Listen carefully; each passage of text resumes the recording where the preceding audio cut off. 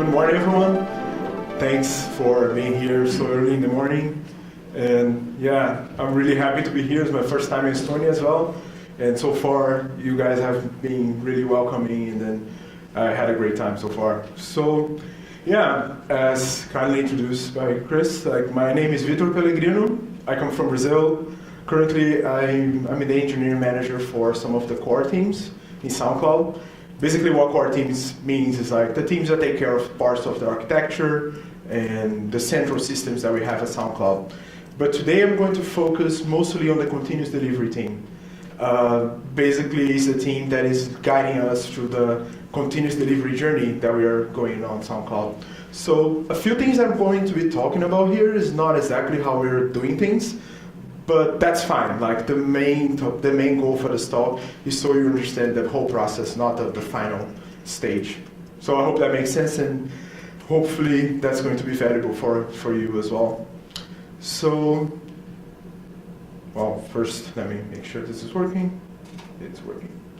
Cool. So SoundCloud. I already saw some hands. I know a few people here use the system. Really appreciate. So what we have in SoundCloud, we're basically a leading audio platform. So we are probably the largest audio platform that we have in the internet.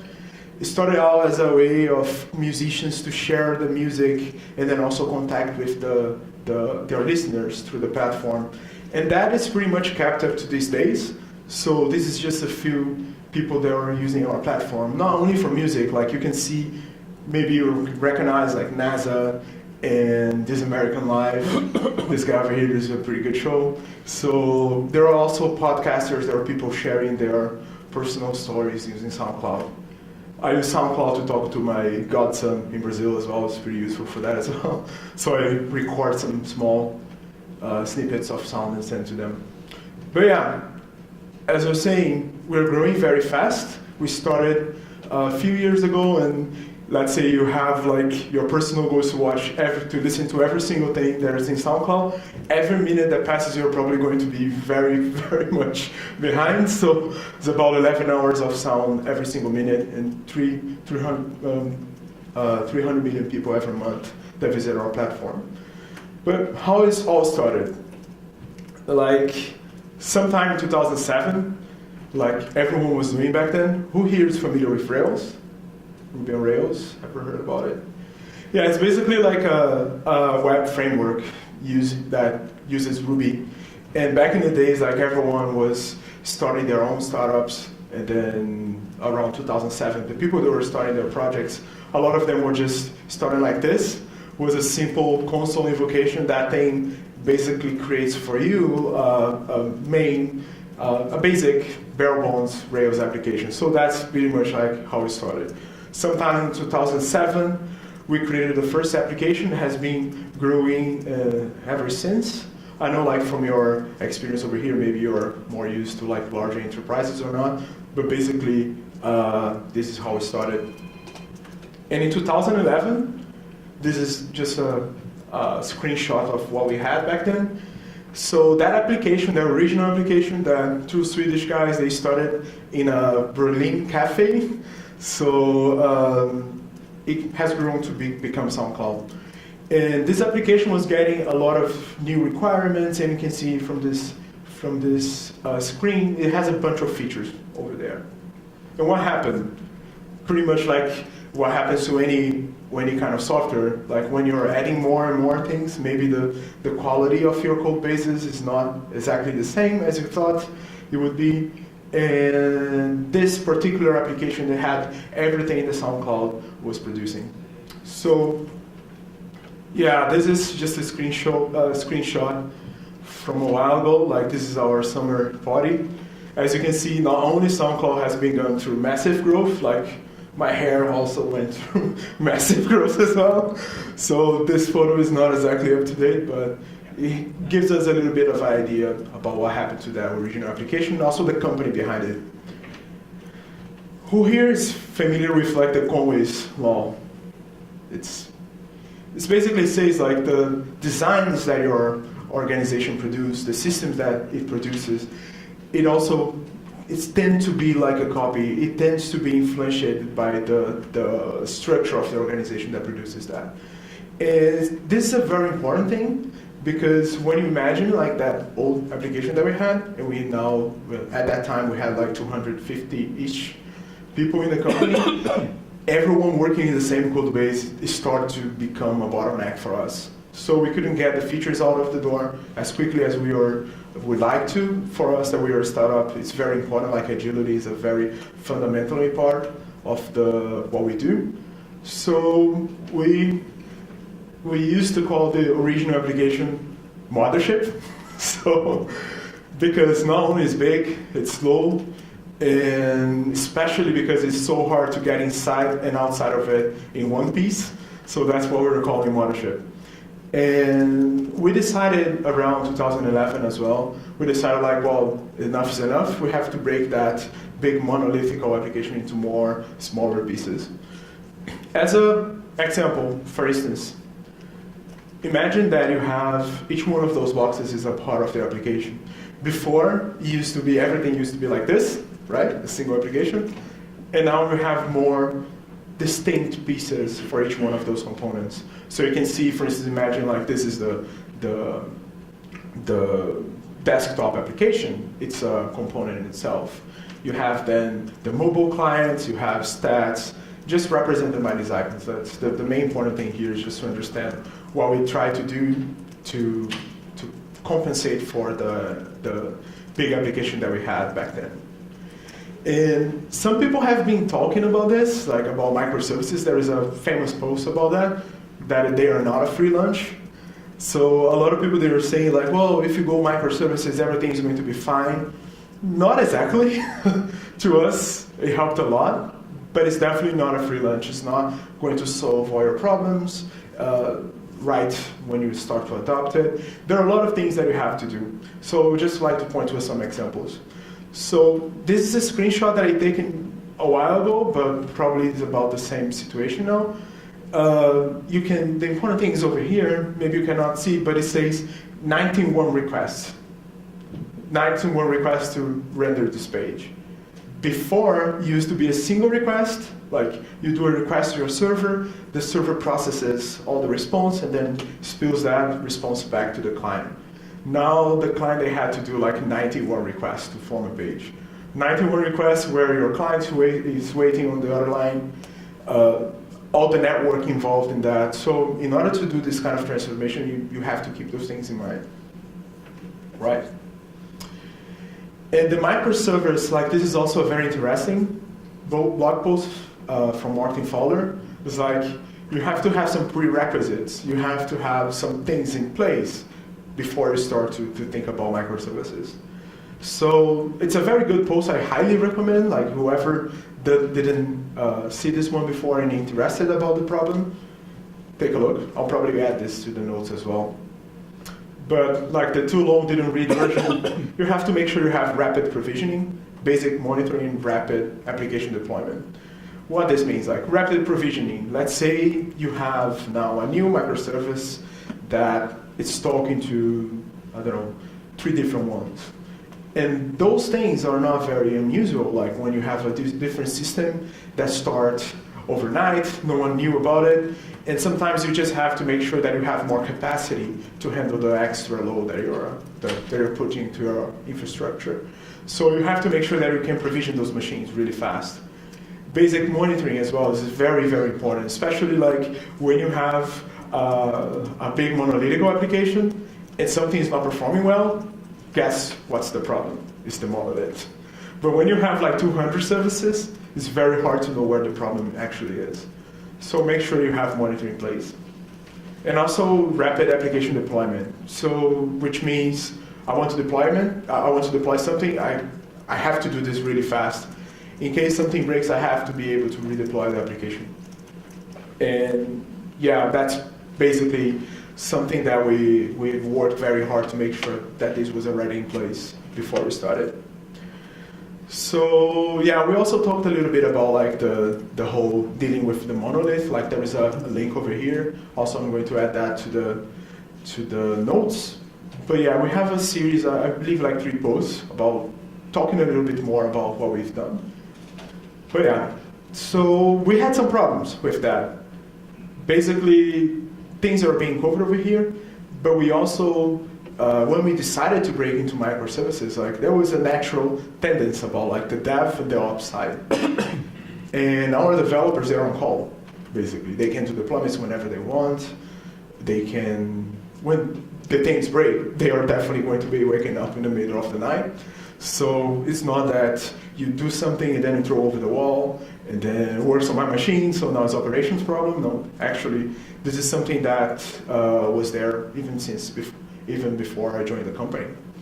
But there is still a natural divide with the things. I'm not going to try to define DevOps, like I think a lot of people that are even much more smarter than me, like they are trying to do the same. I'm just going to give my personal view of this problem. To me, DevOps is kind of like dev, that's so cute, right? And ops working together. It's a lot of so that took a long time to do.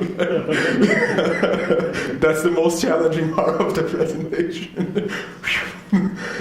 Anyway, so, and this is something that we're still trying to get done correctly.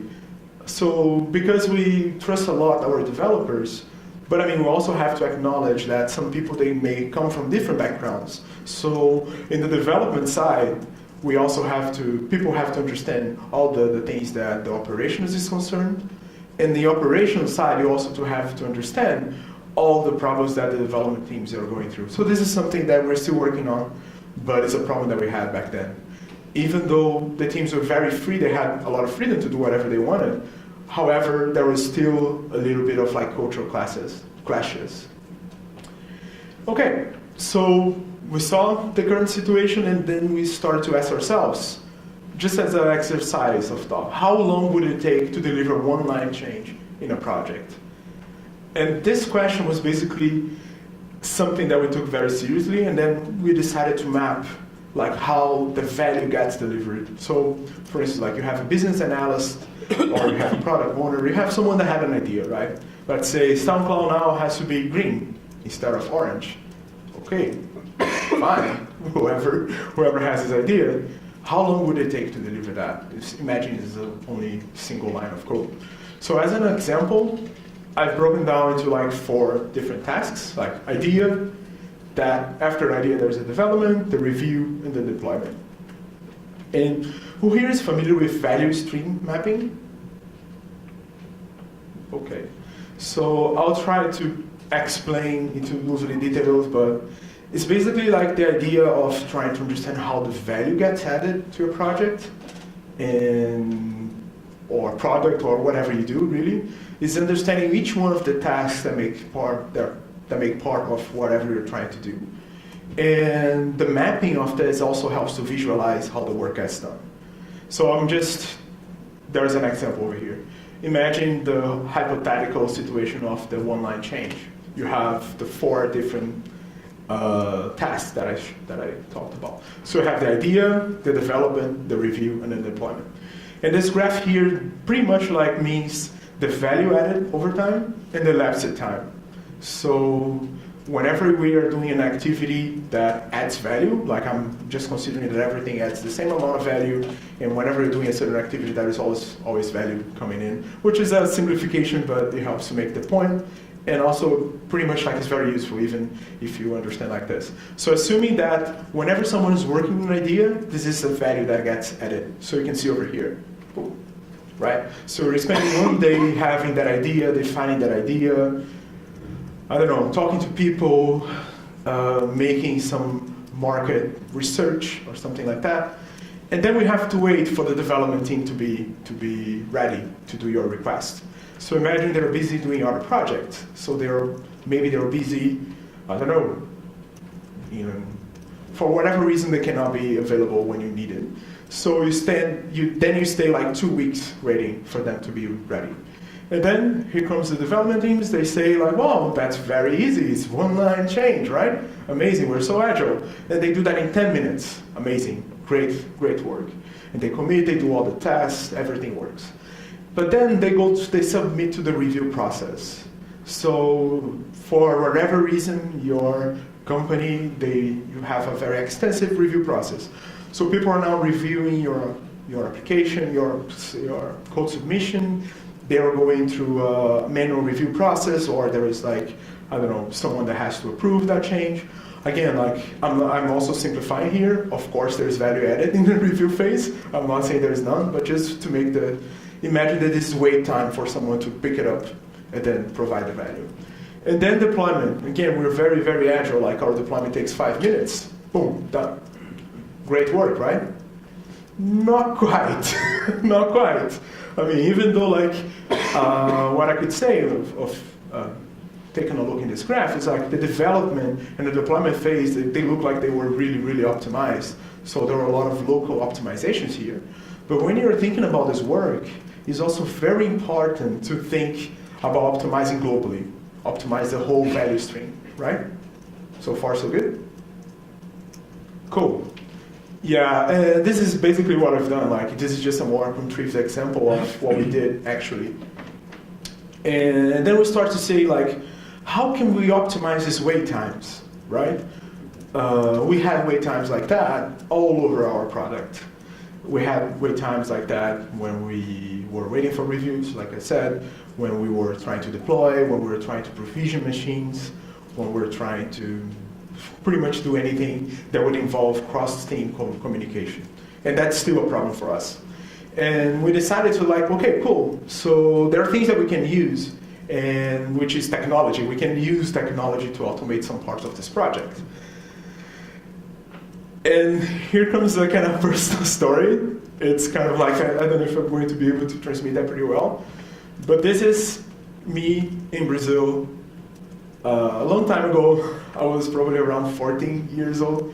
And then we had to dial up connections, right? Who remembers that? You have to dial, actually call, and there was like this amazing sound that I'm not even going to try to reproduce. You can probably Google that, it's amazing. Brings back so great memories. But one memory that I have about that is like how hard it was in Brazil to get like a connection. Because there was like a lot of providers and some of them would be busy all the time. And then I remember, it's funny even to think, but I remember like the whole screen was like, it was in Windows XP, I guess. So we would click enter, you would press enter, and then would press try again, and then we'd be trying again, and then you could press enter all the way through until you connected. And then I realized, I can do something to improve my life. So I basically I would put a stone over there or something in the enter to be consistently pressing that. So it would save my problem. So, and that, when I was preparing for this talk, I was thinking about automation, something that I'm really passionate about. I was like, this is the first time that I automated a cumbersome, slow task that I can remember of. So, and this is pretty much like this, it was such a hack, literally like something heavy enough to press enter forever until the thing connected. It's kind of funny to think, but sometimes that there's little things that we can do, they can improve so much our experience. And I was able to connect much more successfully after that.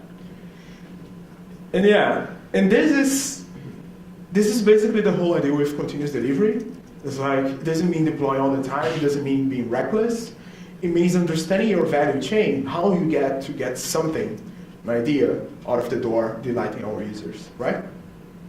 And applying techniques. There are a few techniques that we can do to do it, but that's kind of like in very loose terms how it is. And why is that so important? Like, why do I have to be concerned with those things? Why should I invest my company resources on that? Why should I convince my boss and their bosses and the CEO and who else, the investors, to invest in such a thing? And even myself as a developer, why would I care? I only care about writing software, right? Well, the way I see, again, it's kind of like, if your task, your software is a piece of art, it's the same thing as like, I'm going to compose this song, but I'm never going to sing it, or give to anyone sing it, or I'm going to, I don't know, like I'm going to draw a picture, but no one is going to see it. It's the same thing, like we have to be doing those things. We have to actually deliver the things that we do to add value to someone.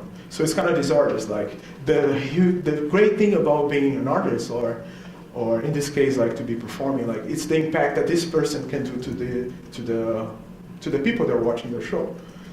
And to me, it's basically the same thing. It's like, it doesn't matter how well I do my software if it's not out there helping people's lives or improving your company or doing whatever. So understanding how the thing gets delivered is also, in my opinion, a very important part of being a software developer.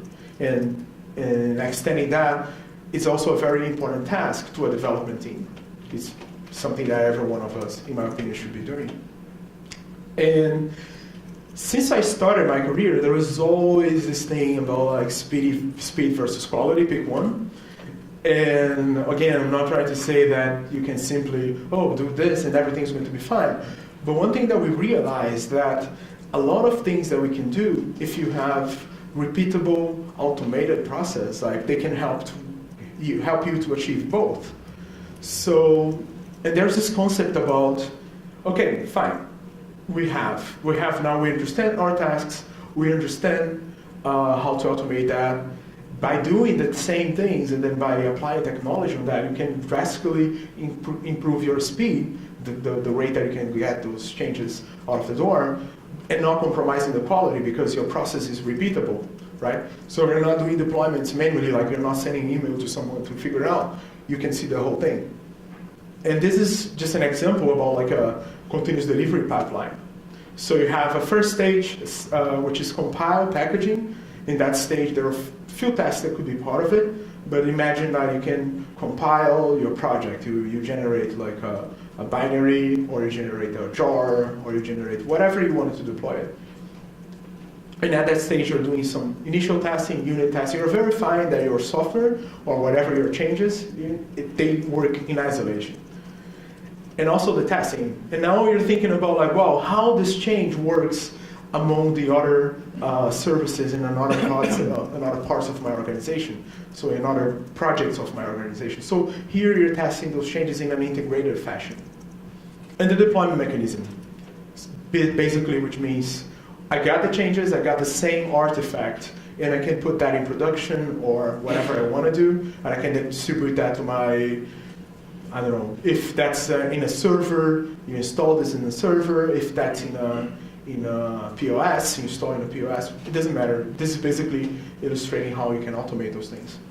And the way this thing works is like as you go right to this pipeline, you're increasing the confidence that this is going to work, right? And as you go left, the quicker the feedback. So, I mean, the whole thing about the continuous delivery, it will be very easy. Like I can just go there and then change my server, and then that's done. Like it's already there, very agile, right? But you have zero guarantees that this thing is going to work in production. So the idea over here is like, okay, let's try to map a lot of practices that are going to increase our confidence as we go that this thing is going to work. And by watching the same process all over again, that makes you to have more confidence that this is going to work. That helps you to have, like, after you witness 10, 100, 1,000 times of this deployment process happening, you're pretty confident that it will happen successfully as well, like in the next time. And that's basically how we came to decide, like, okay, we're going to do this. We're completely so, we're going to do this, fine. How do I go about it? There is an amazing talk about DevOps, Kung Fu, what is DevOps. I would highly suggest you to take a look as well.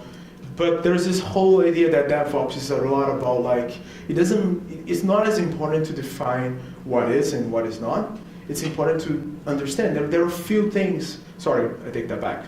It's not as important to define exactly and precisely what goes there. It's more important to recognize the fundamental aspects of what is and what is not. And to us, it was very, very important to define like what it makes, in our case, like what it makes something to be DevOps in SoundCloud, or what does it take in order to be something that's going to drive the automation forward. And then we define like 5 main directives. We want to have like almost like the SoundCloud continuous delivery manifesto, if you want to. But this is something that our teams are talking all the time. They're communicating to the company, they're communicating to our stakeholders, they're communicating to pretty much everyone those are the guiding principles of the work that we're doing. So we want to have quick feedback through automated tests instead of late feedback and manual tests. We want to know quickly and very, very repeatably. We want to know if something worked or not. We want to have test automation using isolated environments instead of testing production. So for a long time, the only way that you can replicate all the microservices that I was talking about was by pointing to production, because no one could run 100 or give it or take services in their own machines. So they would just point to production. We wanted to be able to have like the same applications that are running production locally or in a test environment, staging, pre-production. It doesn't matter which environment it is. We would like to have also deployment automation instead of manual deployments. We would like people to be able to press a button, invoke a script, probably more press a button than invoking a script, but we want that thing and that thing only to be responsible for shipping things to production. We didn't want to have like the magical operationals guru that she would just SSH to the machine and do magical incantations and things will be working. No, we want all the changes to be done through automation. We would also like to have build pipelines to orchestrate test and deployment instead of trial knowledge and manual builds. The same thing, all the changes and then everything that we do to get the work that we're doing done, we would like to map that in an automated fashion as well. And also the same thing, we would like to use the same strategies that we use to test our application to also create our production environments, instead of just having like snowflakes that are there sitting forever and God knows how we can recreate. Like we would like, if you want to be able to have an environment like a testing environment, we would like to use the same mechanism that we use to create the production one. So in case something goes wrong, we can just quickly replace to a new version of it. Okay, and those were the guiding principles. And then we decided like, okay, well, how are we going to do this? How are we going to form a DevOps team? We didn't see that as a good idea because especially in the state of SoundCloud, we decided like, well, we want all the teams to be capable of owning this piece of work. It's not going to be like a team responsible. And the way I see DevOps is all about working together. So it didn't make sense to have like a DevOps team in our case. Your mileage may vary, however. And then we decided like, okay, let's create a continuous delivery collective. That's a great idea. Collective or guilds, as Spotify terms, is basically a group of people that are all working around the same area of knowledge in different teams. And we'll just get them together and then they will all work and everything will be fine. They will be collaborating, sharing knowledge. That would be amazing, right? Didn't work out pretty well for us. The reason is like people had different visions like about, and also different requirements. Some people would be much more tolerant of making those changes in production, other people wouldn't. So we decided to form a team. So this team, which is the team that I work with, we are responsible for defining the vision for the work that we're doing, and then iterate on that, and then helping the teams to be there. Before, this is not as important, like the whole important thing over here is like, this represents most of the applications that we had. A developer would just push their changes, and they would go to a certain CI platform, so they would just be tested, and then people would just take a look at the results, discard them altogether, and then go and then install the applications manually. Does that make sense? Is anyone familiar with the continuous integration idea? Cool. Yeah, cool. That's good amount. So, okay. Moving forward. So we decided like, well, that's not very good because, you know, like I did a lot of things to guarantee that this artifact would work, and I'm discarding that. What if in my local machine, the version of the library that I use to compile my project is different? That's going to cause problems in production. What if, I don't know, like this kernel is different, and basically like it's just wasteful. We're doing the same work all the time. So I then decided like, okay, well, let's rethink this whole thing. First, the developers, they can run a set of tests in their machines. So the developer, she can, for instance, run all the unit tests, the integration tests directly in her machine. So, and this is even before committing to the CI. After she did it, all the work goes in, it's like we've run all the tests, and there are a lot of like different icons over here. So we use Amazon for this as well. Like we are able to recreate using the same idea about having repeatable environments. We also are able to say, okay, create, that's very here in the bottom, sorry for that, but it's going to be in the notes as well. But we're able to redeploy a small set of SoundCloud that uses your component and test against that, right? And at the end of it, we create a Debian package. And why a Debian package? Why not Docker? Basically, our idea was just like, well, let's all get behind something that from that main source of truth, we can derive whatever representation of that we want. So we use Debian packages like the commonality. And then from that, we can create Docker containers that people use in their machines. We can create AWS, AMIs. We can do whatever we want with it. But the result of this pipeline is a Debian package. Make sense? Cool. What about infrastructure? That's all good. That's so easy. Like I did that with my application. But what about my infrastructure? What about my servers?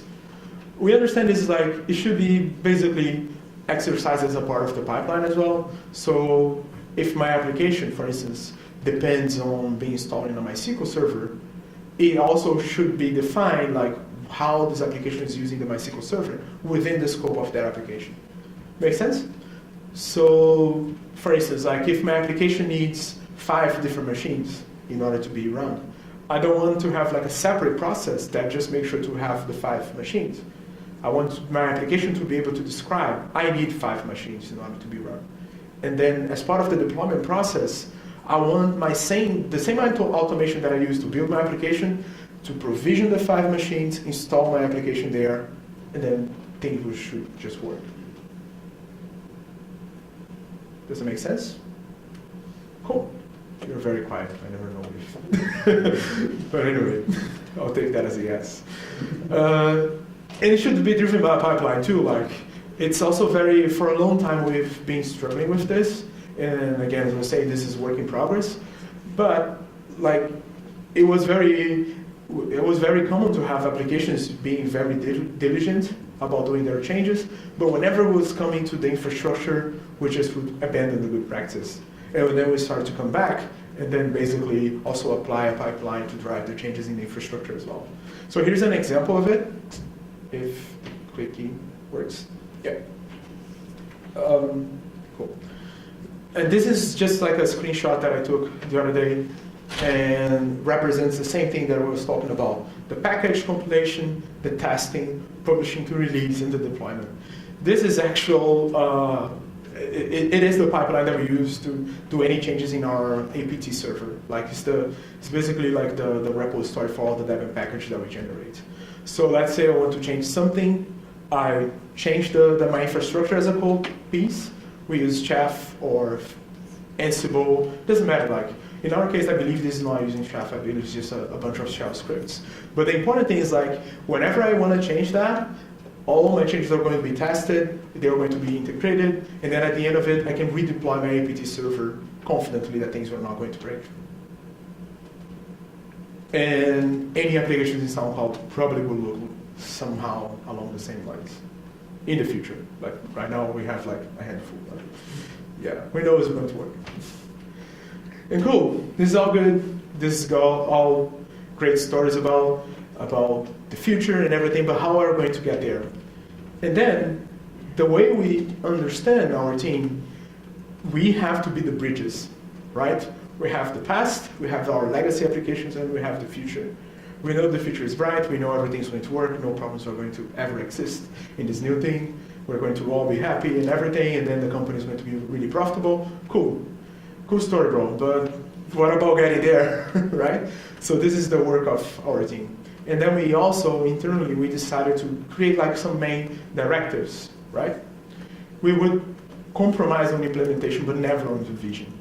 And this is something very important that people have been calling this one out. Several changes in several situations in our meetings.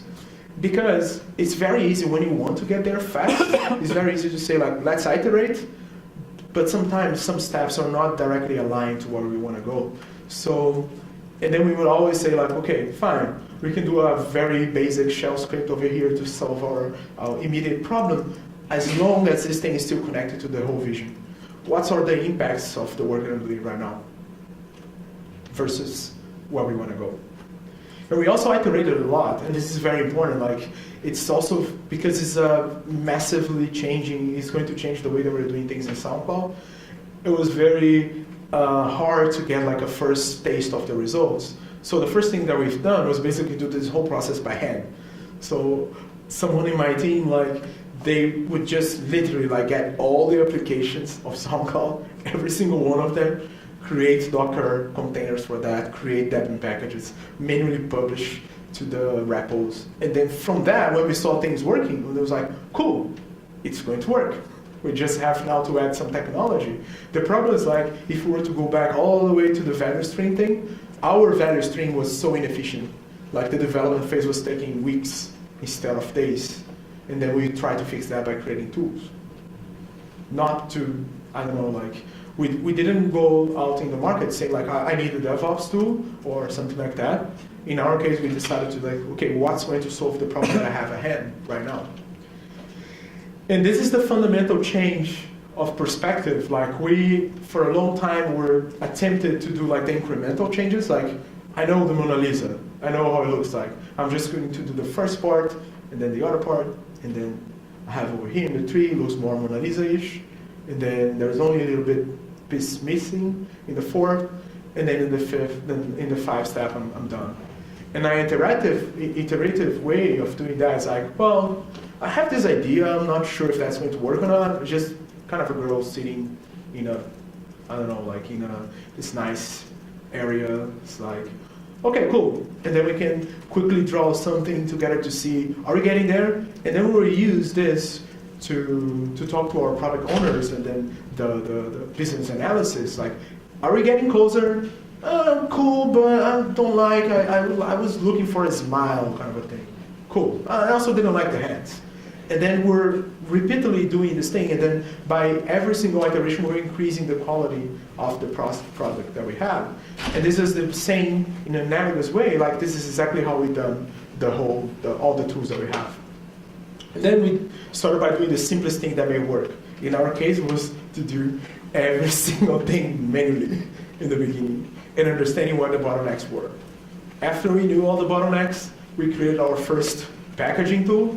That if I show you the code, I'm probably going to start to have like death threats in SoundCloud, so I'm not going to show.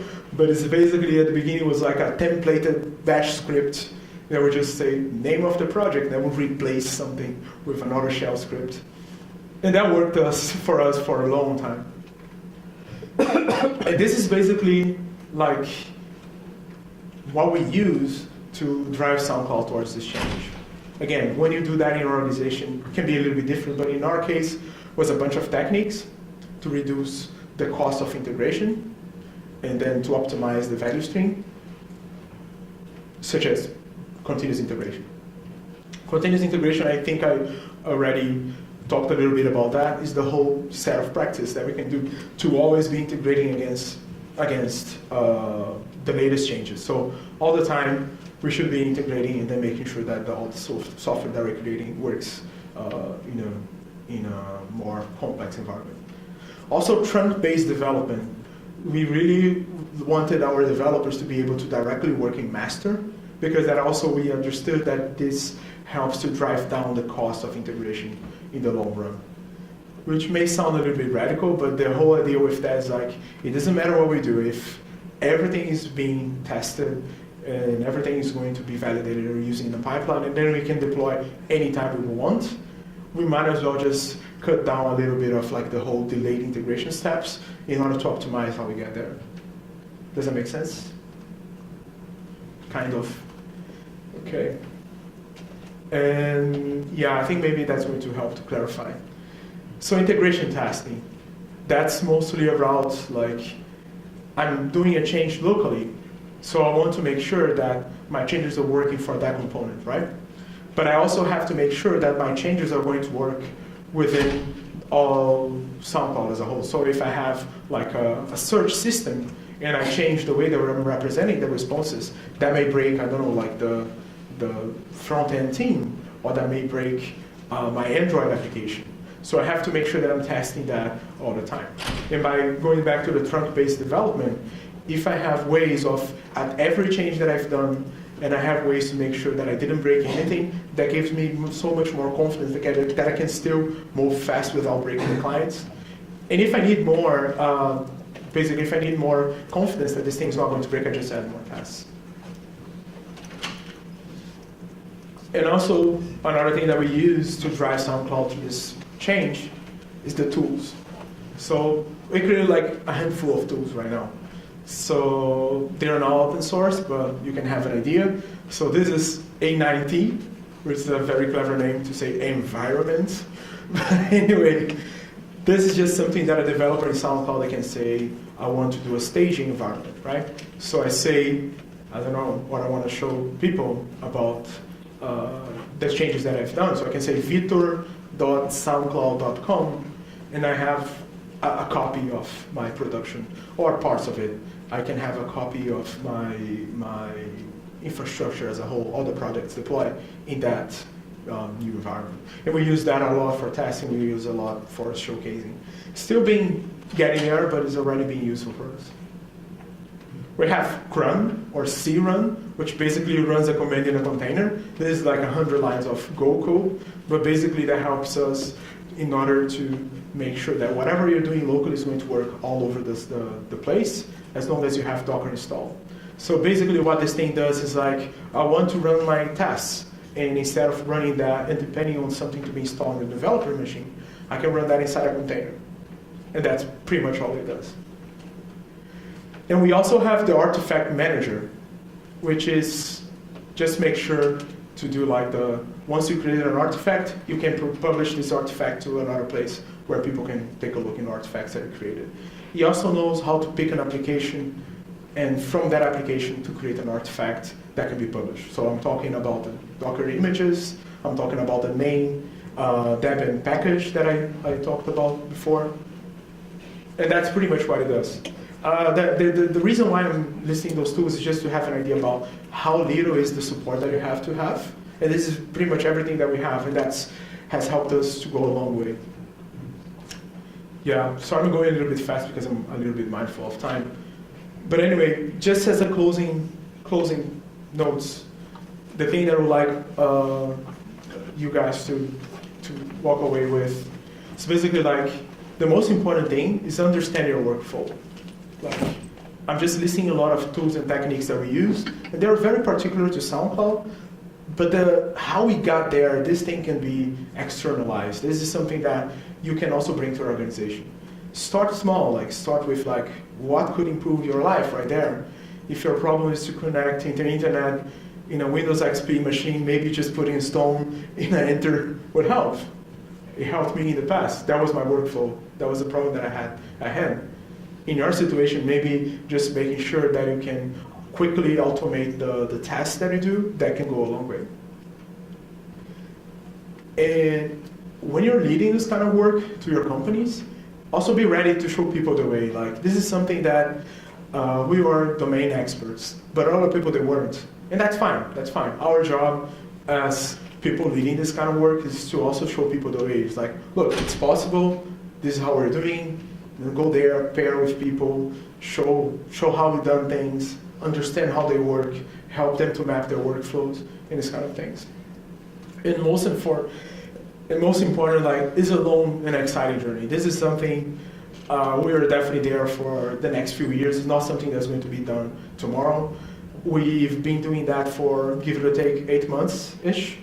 We're having our first results now. Our main public API, like the API that people are using, it's being deployed this way, which is like a massive wins of productivity for us.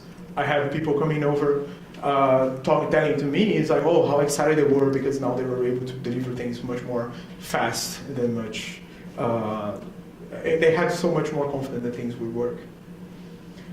And that's about it. Thanks, and I hope this was useful somehow. Thanks.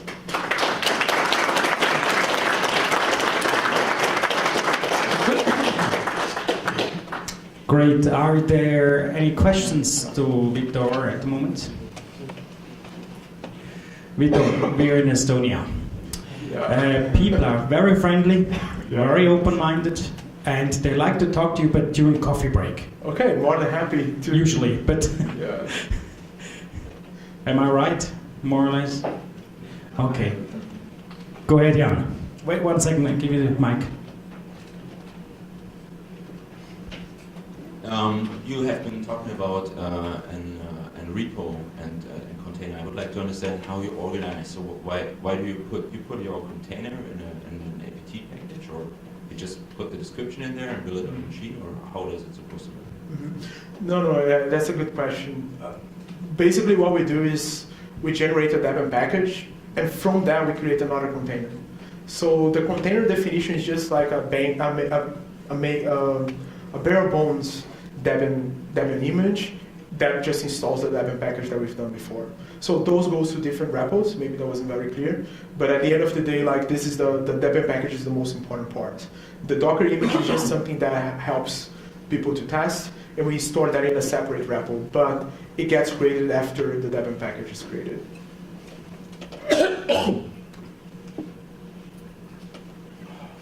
Great, thank you very much.